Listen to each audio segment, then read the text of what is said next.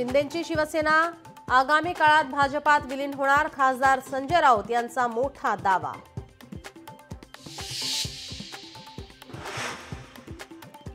विविध पक्ष फिरून प्रताप सरनाईक शिंदेंच्या शिवसेनेत, सरनाईकांवर संजय राऊत यांची टीका।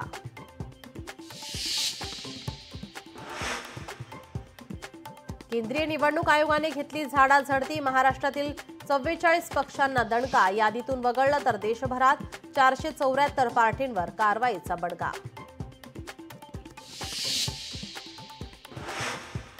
मोनोरेल सेवा आजपासून तात्पुरत्या स्वरूपात बंद, मोनोरेलमध्ये अनेकदा बिघाड झाल्याने निर्णय, नवीन मोनोरेल कधी सुरू होईल याबाबत अस्पष्टता। अमेरिकेत जाणं भारतीयांसाठी आता स्वप्नवतच, H-1B व्हिसा करता मोजावे लागणार आता $1,00,000।